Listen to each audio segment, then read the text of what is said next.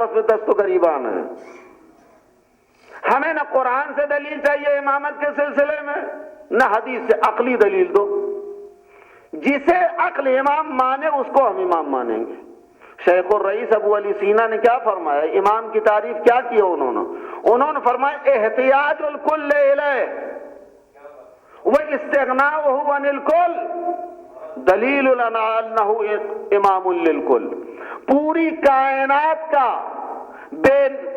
کائنات کا محتاج ہونا اور اس ذات کا پوری دنیا سے بے نیاز ہو جانا یہ دلیل ہے کہ وہ کائنات کا امام ہے. اہل بیت کبھی دنیا اور کائنات کے محتاج نہیں تھے، مافیہ کے محتاج نہیں تھے، پوری کائنات ان کی محتاج تھی. یہ وقت آنے والا بتا سکتا ہے کہ کون امام ہے کون امام نہیں ہے، کون حقیقی نمائندہ ہے کون نہیں ہے. امام نے جو فرمایا وہ حدیث آپ کے سامنے میں پیش کرنا چاہتا ہوں. نیشاپور جب پہنچے ہیں 8ویں امام تو ہزاروں کی تعداد میں مجمع جمع ہے. جاہلوں کا مجمع نہیں ہے، پڑھے لکھے لوگ ہیں، فرزند رسول کے دیدار کے واسطے آئے ہیں. اور ہر آدمی کے ہاتھ میں قلم و کاغذ. مولا کچھ ارشاد فرمائیے،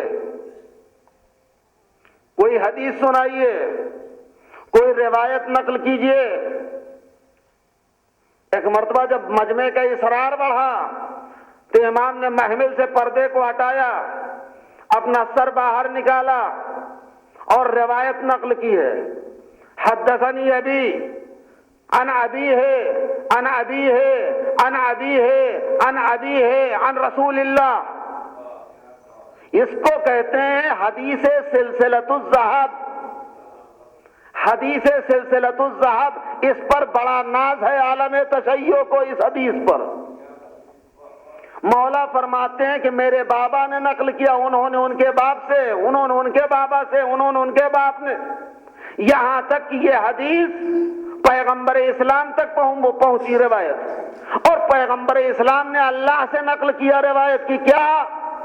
اللہ فرماتا ہے کلمۃ لا الہ الا اللہ حصنی فمن دخل حصنی امن من عذابی. پروردگار اعلان فرما رہا ہے کلمہ لا الہ الا اللہ میرا قلعہ ہے، میرا حصار ہے.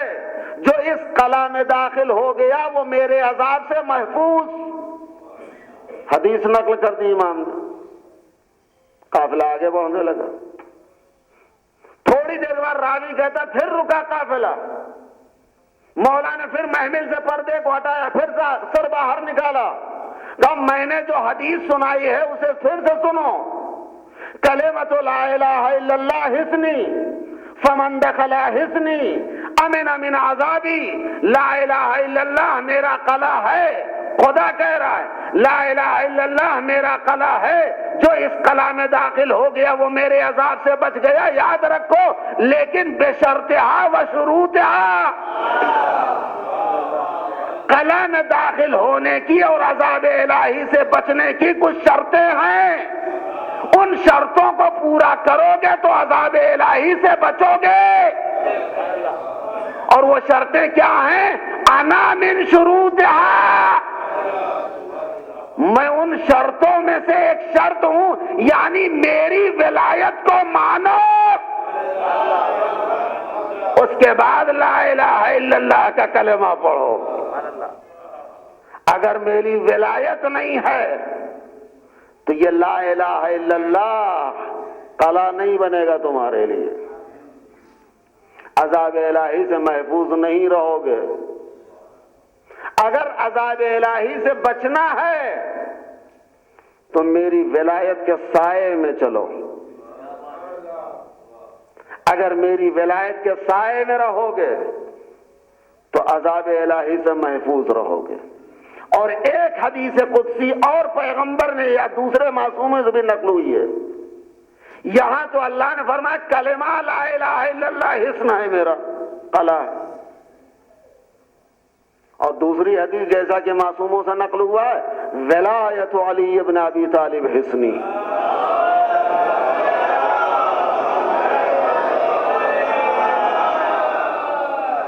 علی ابن ابی طالب کی ولایت مضبوط قلعہ ہے. فمن دخل حصنی، اور جو میرے اس قلعہ میں داخل ہو گیا آمن من عذابی، وہ میرے عذاب سے محفوظ. تو دو روایتیں، ایک کلمہ لا الہ الا اللہ حصنی، ایک ولایت علی ابن ابی طالب حصنی.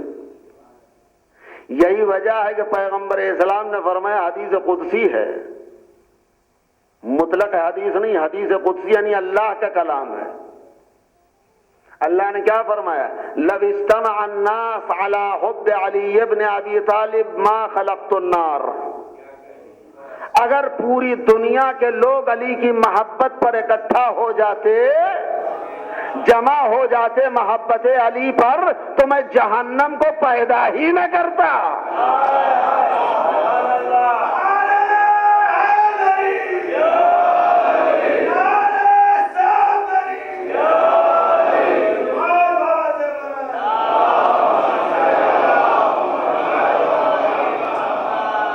اگر پوری دنیا کے لوگ علی کی محبت پر جمع ہو جاتے، یعنی سب مانتے علی کو، تو جہنم پیدا کرنے کی ضرورت نہیں تھی.